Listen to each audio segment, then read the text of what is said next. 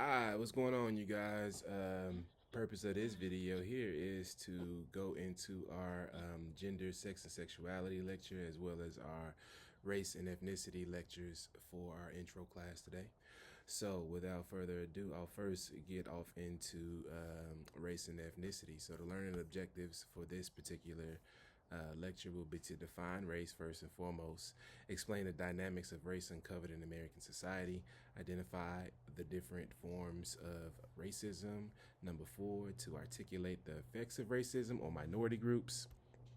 And number five, identify theoretical perspectives on race. So, first of all, starting out, race is the biological, well, I'm sorry, it is a category that's placed on people that is supposed to denote biological and physical characteristics. By physical characteristics, I do mean things such as skin color, hair texture, even eye color, even sometimes height and things like that, which could be loosely associated with genotype. So, race is said to, or it is created to denote specific genotype. All right, so that's going to be different from ethnicity, as we'll get into a little bit later on. Well, in the slide following that first slide. All right, so again, race is social categories of humans based on genetic, biological makeup. Um, the way we have come to view race today was invented by an individual named Blumenbach. Blumenbach was basically a racist individual, but what he did was create the color codex that we now refer to people regarding their race now. So, like black, white, red, yellow, brown. That was all created by Blumenbach, all right? So, the racial categories in Blumenbach's original racial distribution, or his original racial codex, would be Ethiopian or black, and that would be referring to everyone in sub-Saharan Africa. Caucasian or white would refer to everyone in Europe and the Arabian Peninsula. America or red would refer to those indigenous people that were here, Native Americans that were here in America before colonization. Then you also have Mongolian, also known as yellow, and that would refer to East and Central Asian people. And lastly, you have Malayan, that would be brown, and that would be Southeast Asian and Pacific Islanders. So, from this, we can observe that the way we kind of refer to the races is still similar. It's a little bit different. Brown, especially with the category of brown. However, the foundation of us referring to each other racially by a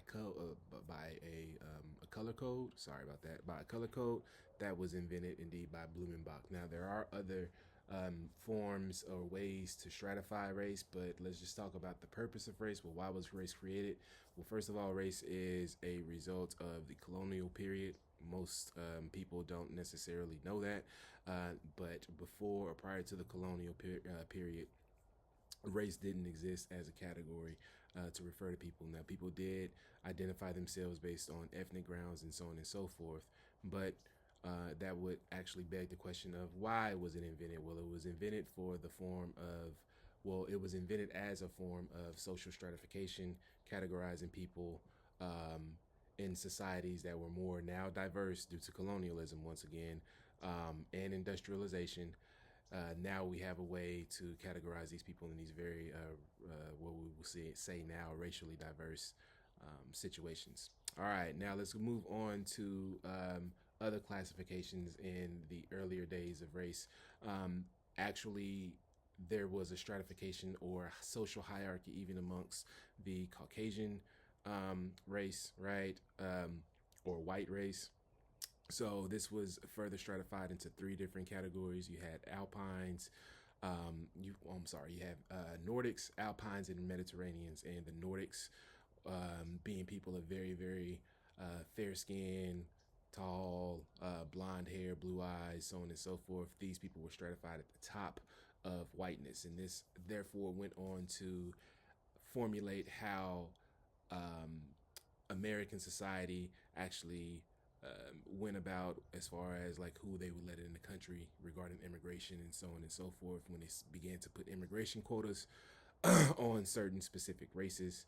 the Nordic, the Nordic people or people from Nordic areas in the world, they actually received quite a deal of privilege when it came to immigrating into America in the earlier days, in the earlier immigration waves. All right, so let's talk about ethnicity. Ethnicity is the behavioral projection of culture, identifiable to members of the ethnicity and also identifiable to people who are outside of that ethnicity.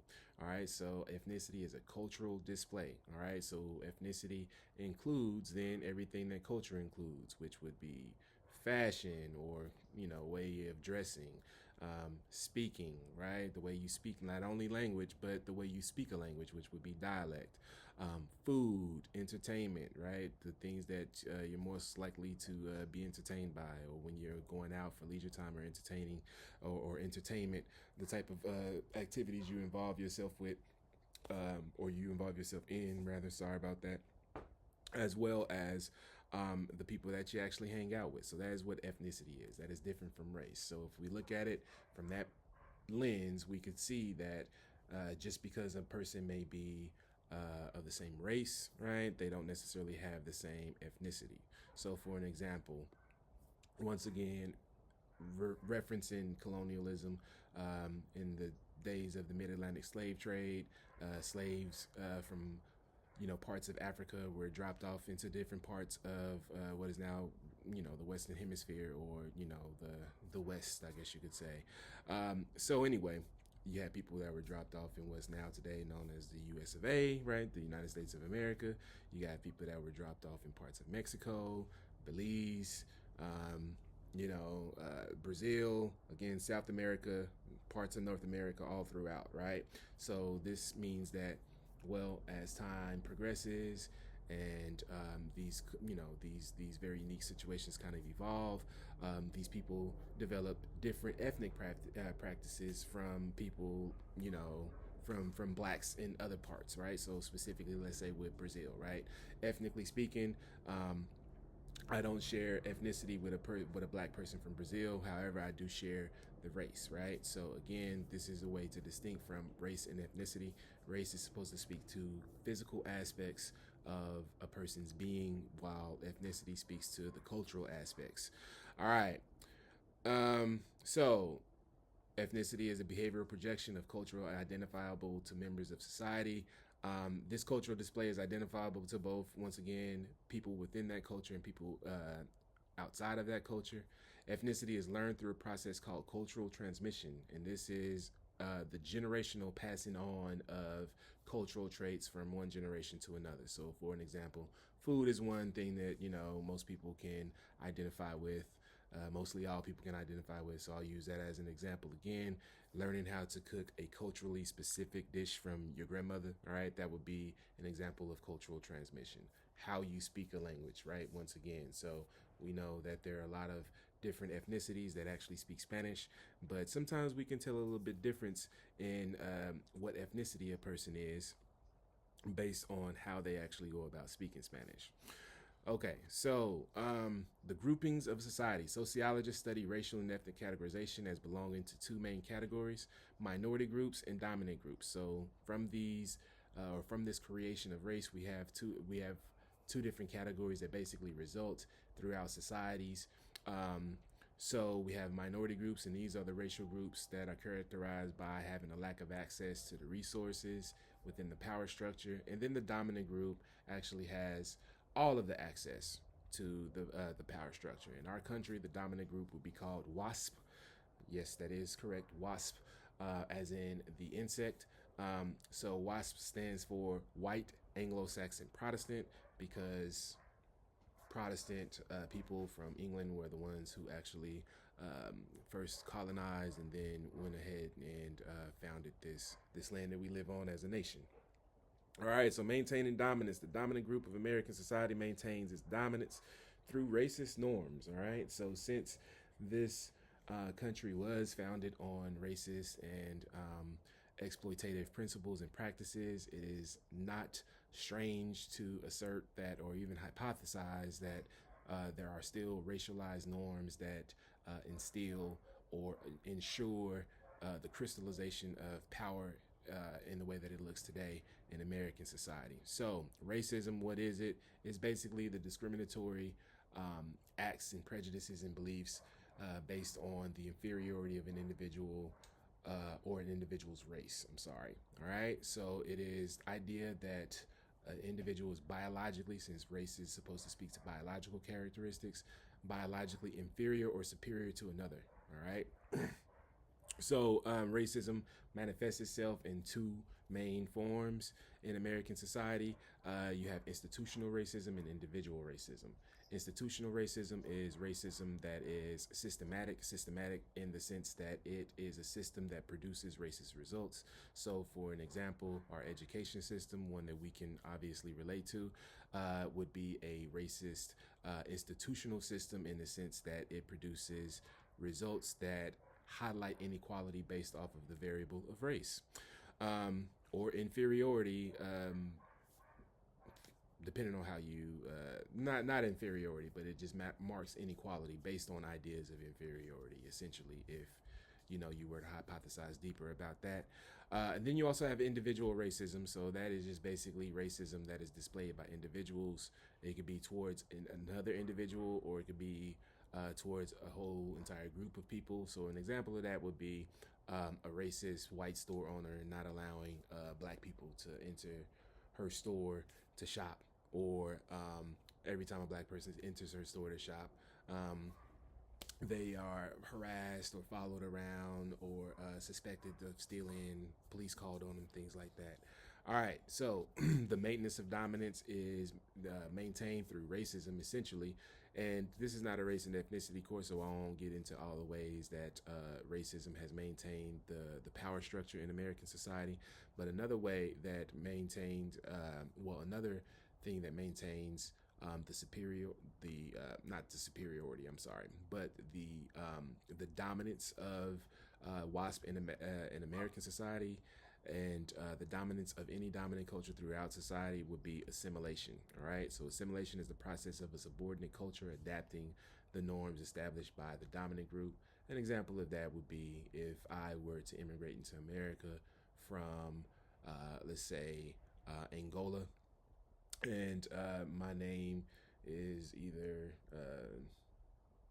I have a tribal name from my local tribe in Angola, right? But when I immigrate into America, I assume, or I take on a more American sounding name, right? Maybe I may try to speak English very American, or try to conceal my accent, my Angolan accent, right? These are all just different forms of assimilation. Interestingly enough, assimilation comes in other forms as well, such as marriage, right? Many people actually assimilate through marriage, assimilate into the dominant culture through marriage. And then also you have a similar process that really goes back to ancient Greek times and Alexander the Great, and this is called amalgamation. So amalgamation is the intentional and sometimes forced intermixing of races on en masse throughout a society. So this is something that once again starts, or history first kind of sees it or records it with Alexander the Great. He was a great dominant force, conqueror in ancient times or whatnot. But one of the things that he did, he was obsessed, very narcissistic, right? And very obsessed with producing the idea of like a supreme gene, right? Or a supreme being, right? That has like the most superior genetics of all other people on the planet, essentially, right? So what he would do is, out of all of the people that he conquered, he would actually force his men to amalgamate with the local people, only of the fiercest fighters, though, right? So once again, this is something that we first see here, and then this echoed throughout history a lot of times, right? Sounds similar to Hitler, right? In his conquest to produce pure white people of genetic and intellectual and physical superiority. All right, so amalgamation, why does it actually matter? Well, sometimes it matters when we're looking at racism and the progression of racism from a global and historical perspective. And by that, I mean that racism in Brazil unfolds differently than racism in American society. And one of the reasons for that is because the Portuguese had more of a Hellenistic or Alexander the Great or amalgamation type of approach to stratifying society based on race, right? So their thing was, pretty much more so along the lines of amalgamation uh, as to where, in comparison, in American society, it was a lot more separatist, and we have things like, the different norms of of separation of inferior from superior people, right? Or in theory or whatnot, that's practiced throughout American history in a lot of different ways, even starting with slavery as an institution itself. All right. So anyway, white privilege is something that results from the domination in American society. All right. So that is basically social benefits that one receives by being a part of or accepted by the dominant class or the dominant race or the dominant, force in society. All right. The dominant culture of society. So this mostly applies to white people. However, this is something kind of like stigma, right? This is something that can come in levels. Think of it as a thermometer. You stick a thermometer in whatever object or whatever surface you stick it in, right? The hotter that is, right? The more that the substance that's within the thermometer goes up, rises up to the top, and that's how you measure how hot something is. Well, um, not necessarily the fact that white privilege or even stigma is hot, right? But really, we should take from that is that it's something that actually comes in levels. It's not a one size fits all type of thing. There are gray areas and so on and so forth, right? So, for instance, you do have people who have passed as white, right? And that's one way that you can actually get the privileges experienced by white people. Secondly, there's another way, right? You can have a talent or an asset that is really, really highly valued or even coveted by white society, and then you can get a little bit of those privileges and passes as well. So, for instance, O.J. Simpson, at the height of his career, right? It was said that he was saying, or he had been quoted saying one time that he wasn't black, he was OJ, right? So his status superseded his black reality that his black male counterparts were experiencing at the time, and that was largely or mostly or solely due to O.J. Simpson having a valuable asset that's valued by the dominant culture, in this case, white white culture in society.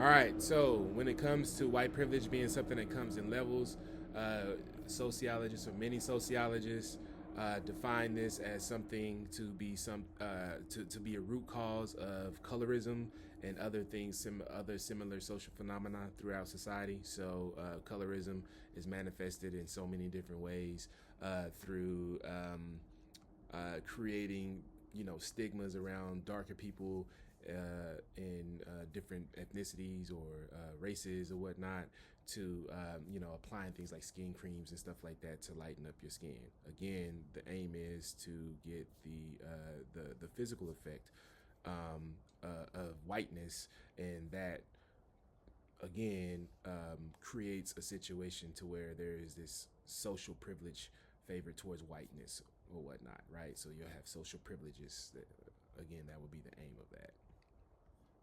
All right, so different types of racism or racism manifest different levels, right? So both institutional and individual racism can be classified into various subtypes.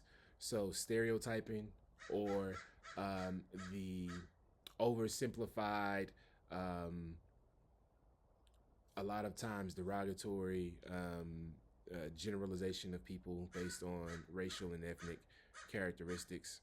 And then you have systemic racism, a little bit different from systematic racism. Systemic racism is racism that's produced by one system being related to another system. So, for instance, again, education, it produces racist results as a system, yes, but then also, too, that also let's say expulsion rates and suspension rates for young African American males, right, in school. that has been shown to be linked to their recidivism or their likelihood to be incarcerated multiple times throughout their life, right? So it kind of sets that standard. So again, that in that sense, you have one system of racism connected to another system of racism. Again, that would be systemic racism, not systematic. And then you have racial profiling. We know what that is: profiling someone to have done or be at risk of doing some type of harm based on their race, um, or violating some type of law or social norm. Then you have historical racism. All right, historical racism is racism that looks to history and like how these people have done well in the past, and these people have not, to actually explain racism today. Cultural racism is blaming the culture for the racist results that it experiences, such as, or for an example, blaming pink people for being poor because they have a culture that doesn't support them actually getting money. All right. So, and then you have colorblind racism, and that's just denying that racism exists altogether, which also adds to the racist experience of the individual in question. So, let's talk about some theory on race, and then we'll move on to our gender, sex, and sexualization lecture.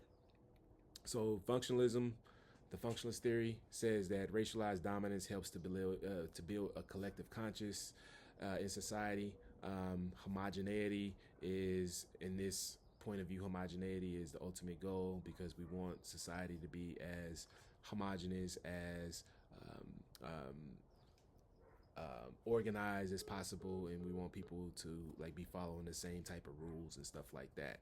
So at with this, we see that Durkheim points out the collective consciousness and the importance of the collective consciousness. The collective consciousness, sorry about that, is defined as behaviors, beliefs, and daily interactions that all members of society are exposed to. And then from that, we see that if the individual does not develop a collective consciousness, then or we assume from that they will be therefore dysfunctional in society. And from this particular point of view, you want to actually control for that. An answer to people experiencing inequality for the functionalists would be social integration, right? And this is the process of learning that actually makes a person functional in society, right? To be socially integrated on race terms, right, would be to again assimilate, absorb the ideas of the dominant culture in that sense. All right. If not, a person could actually experience alienation if they don't socially integrate well within society, and that causes a lot of different other problems, such as a lack of education, a lack of, income, lack of upward social mobility, probably increasing, exposure to crime and stuff like that. All right. Um, and then the conflict theory on race. The basis of the conflict theory says that the basic elements and characteristics of a society is basically uh, implementing the social hierarchies. Excuse me. The base of American society in most post-industrial societies is economic. However, the people who dominate this are, in particular, white males, essentially, right? So they therefore formulate ideas in society that actually reflect their needs and their desires and their wants, and hence you have a superstructure of racism where other people who don't fit into that dominant culture are actually experiencing a very, very hard time on the periphery of society. All right, so the economic structure reflects the intentions of the dominant group.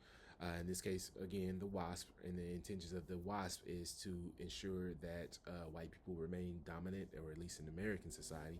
This formulates the superstructure of society, and the superstructure, once again, is the government, family structure, political structure, etc. of a society. All right, so all of the norms that you see, or all of the things that would be considered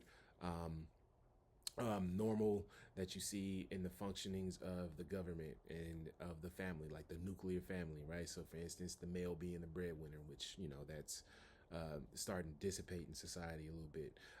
Political culture, right? Bipartisanship, right? Either you have to vote Republican or Democratic, or if you don't vote either one of those, then basically people say that you wasted your vote, right? And I've actually heard that. Some of you all have actually heard that before too, right? So again, alienation from a Marxist perspective results in the worker being severed from their work, in the sense of race, right? It is the people who are at the lower totem pole of race that are the most severely severed from their work and therefore the most severely alienated, right? So, for instance, the people who produced um, uh, the chair that you're sitting in, right?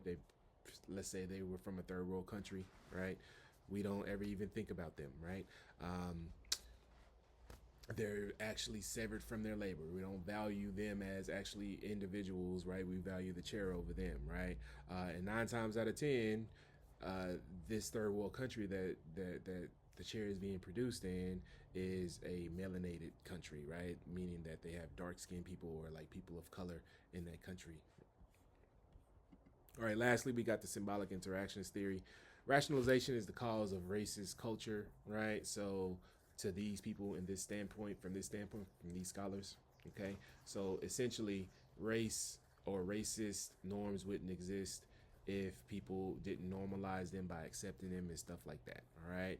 And then the iron cage of bureaucracy. This is something, or this is a concept that actually comes from Weber, and he's basically says that the bureaucracy is so powerful in our society that our behaviors are beginning to mirror bureaucracy. So, for instance, everything that we do, you know, we do to like minimize time, right? So like you want to hurry up and get out of this class. You want to spend too much in this class, too much time in this class. You want to get on to your next class, right? So that will be kind of like a loose example of that. So Weber says that we're all actually um, falling into that and into those behavioral patterns because the bureaucracy is so prevalent in our society. Now, symbolic interactionism on racism takes that a step further, and it says that those norms from the bureaucracy are white heteronormative norms, right? And this is one of the reasons why we see racism so prevalent throughout society.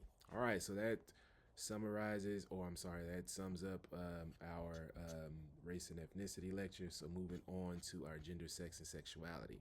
All right, so let's first of all start out by defining sex. What I mean by sex. Sex is the category that a person is put into based on their primary and secondary sex characteristics.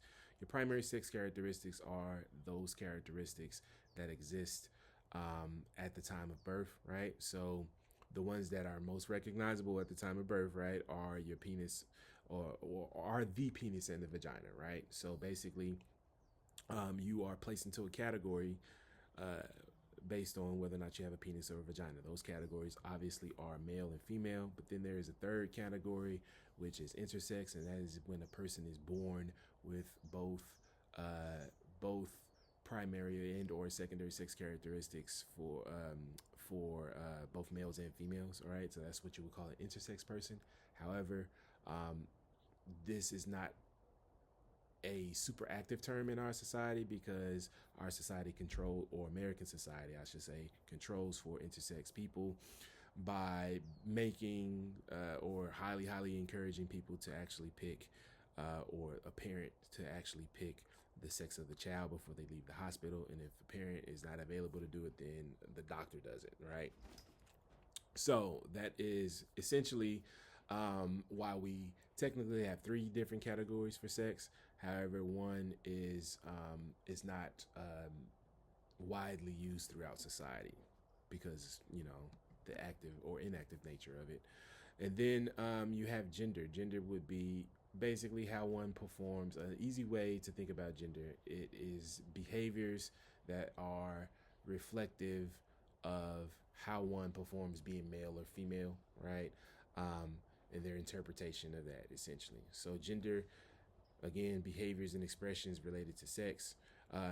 In our country, part of the problem with inequality is that gender is based on a binary. Basically, there are only 2 categories that are recognized in gender in American society, and that would be masculine and feminine.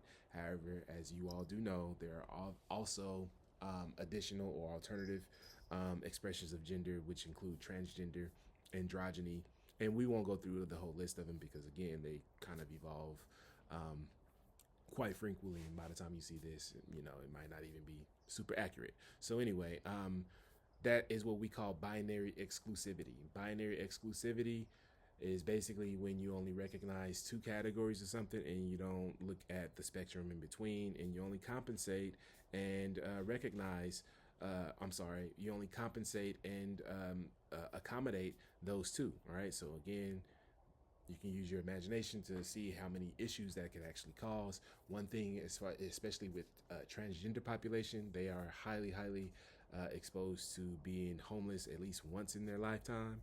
All right, more so than other variable groups of people, such as like let's say for instance males, females, right?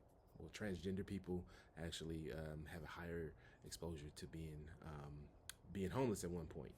All right. So non-binary, right? A non-binary approach to both gender and sexuality, right? It actually celebrates fluidity, right? It's more inclusive of other categories of gender or in the matter of sexuality that are not necessarily recognized by society as a culture, or at least not yet. All right, so moving on to sexuality. Sexuality is basically your capacity to express sexual feelings, um, and even romantic, right? But like the capacity to express sexual feelings mainly. So, um, essentially, to sum it all up in a nutshell, who you choose to sleep with, or who you sleep with, or who you are more oriented to sleeping with. So, sexual orientation, essentially, again, looks at or is approached based on a binary of heterosexual or homosexual. All right. The other things that fall in between those are not compensated, and actually, American society is just now getting to where it's really compensating for homosexual sexual orientation. All right. So other categories of sexual orientation though also exist, right? Once again, just like with gender, with sexuality, we have bisexuality. That's a non-binary orientation of sexuality. You have sapiosexual. Again, some of these evolving kind of categories need more research and so on and so forth. Sapiosexual is a person who is attracted to instead of being attracted instead of my from my understanding, instead of being attracted to physical attributes or physique, they're attracted to intellect, right? So the intellect of the individual. So really, the gender essentially is null and void, I guess. Again, don't quote me on that. I'm not an expert on that, but yeah, that's my understanding of it so far, from what I know so far. And then you also have categories such as asexual. So asexual is a little bit different. Um, Celibacy could be a sexuality category of like choice, right? But an asexual person is not a person who doesn't have sex because they don't want to or they choose not to. Again, that would be celibacy. And in fact, uh, asexual people, or many asexual people, do have sex, right? It's just the fact that they don't have the sexual desire to. Most of us are born with the equipment to develop a sexuality. For whatever reason, some people do not do so, right? So a reason could be there could be trauma to that area, could be born with a birth defect. Some people actually forego, or some men in society, a small number of men, a small enclave of men in society forego castration, not forego, undergo castration on purpose, right? For whatever reasons that they actually have. You can Google them and look it up or whatnot. There are a number of different reasons stated for it, but that would be something. And even then, they report that it takes a lot of time for your sexual appetite or your sexual drive or your libido to totally diminish. So, once again, asexuality is not, or it's a little bit different in the sense that it marks a lack of sexual urges or sexual capacity. All right. Gender roles. So, what are gender roles? These are basically things that you're expected to do based on how you manifest gender or whatever gender you align yourself with. So, for an example, washing dishes versus taking out the trash. These are gender roles that are assigned to do two different categories in our society. One is a masculine feminine. I'm sorry, a masculine gender role, while another one would be feminine, or I guess you could say traditionally or historically more feminine. All right, so gender roles are the expected behaviors of groups and individuals based upon expressions related to sex. Patriarchy. So patriarchy pretty much establishes gender roles in our society to reflect inequality in a lot of different ways. So, for instance, um, the gender role of being breadwinner, being the person who is in control, being a person who is a protector and provider of sorts and stuff like that. These are gender roles that would be all assigned to the masculine gender, and the people who usually fulfill the masculine gender would be males, right? So this is the result of patriarchy, essentially. So patriarchy speaks to a male-dominated society, right, where the norms and the daily operations or whatever are all geared towards the privileges of males in that society. So as an effect, we see things like the glass ceiling. The glass ceiling would be something or an effect or a phenomenon where a person, based on whatever social variables, but it originated from the feminist perspective and the topic of gender and sexuality and sex. So let's say there's a woman that's on the job, and there's nothing that's stopping her from nothing on paper that is that's stopping her from excelling and excelling to the highest heights of that particular job. However, there's a impenetrable barrier, the glass ceiling. There's an impenetrable barrier of sexism that she can't actually go beyond, and that stops her from actually living to her full potential on that job and getting all of the benefits of being the real, hot shit worker that she is, right? Or the real kick-ass worker that she is, right? Then you also have the concept of the pink tax. The pink tax is the concept that, or is the phenomenon actually that, entails female-specific products, right? For feminine hygiene and stuff like that, they get a special little extra tax put on them, all right?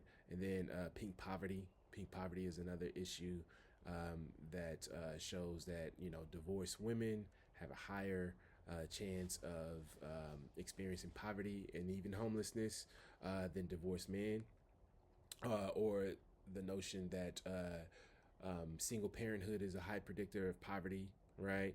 A person experiencing poverty, most single parents are single mothers, and women, right?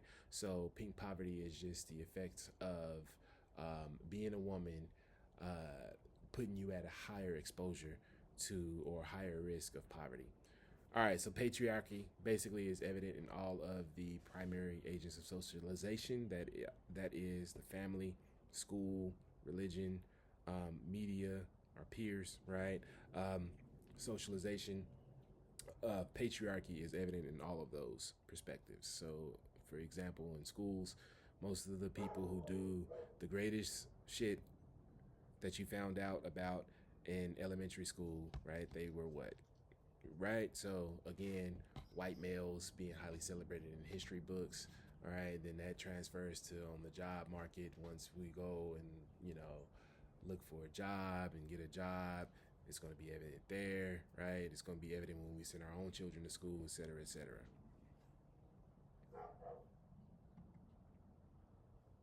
All right. Discrimination, or basically the isolation experienced by people, right, that don't have those binary categories, right, rooted in what you would call heterosexism, right? Heterosexism is basically the infliction of, or not the infliction, but basically the implementing of heterosexual norms while ignoring or oppressing non-heterosexual norms, right? So reinforcing heterosexual norms in society. Homophobia is a result of heterosexism. Those are one of the ill effects of heterosexism. So, basically, this is discrimination on people based on the fear. The phobia comes in on the fear of being considered or associated or having the same variables that that individual has. In the case, in this case of homophobia, well, this is the only case. In the case of homophobia, like it would be like the sexuality of that person, right? So, oh, I don't talk to this person because they're gay. Maybe someone may see me with that person and talking to that person or whatever, and assume that I am or whatever. Or also, too, a part of that phobia would be like, oh, maybe that person will want to hit on me or something like that, right? So there is an irrational phobia in association with or interacting with homosexual people or people who are non-binary. All right, so in gendered socialization, this speaks to the heterosexual norms that we actually experience growing up, right?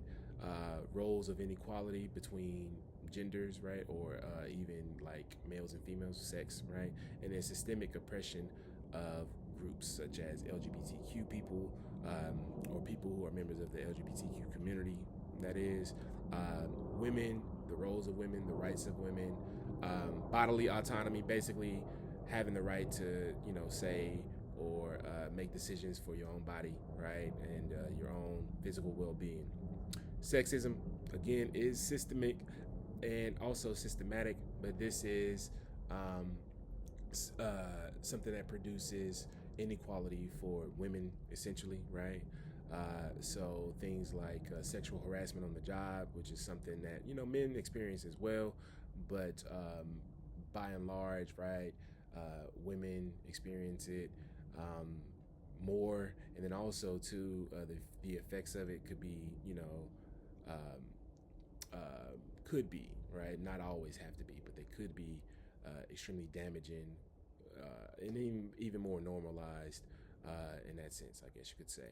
All right, and then also rape culture. Rape culture is something that basically, or it's a phenomenon in a society that basically ignores the objectification and the subjugation of women to not having bodily autonomy. Kind of normalizes things like sexual harassment, essentially rape as well, obviously. We can all be reminded of the case of the young college student that was caught, affluent young white male college student that was caught raping a young lady, and he never actually even did any prison time for it. This was about like, I think maybe 10 years ago. It's 2024 at the time of this video. But yeah, if you all want to look that up, you can see that, right? But again, these things are evident of rape culture. Blaming the victim is a phenomenon that is also um, um, extremely common with rape culture, right? Why was this individual there amongst these other individuals? Why were they doing this activity? So on and so forth. All right. So that concludes our gender, sex, and sexuality lecture in this video lecture. So hopefully it was helpful for you all. If you all have any questions, feel free to hit me up. All right. Peace.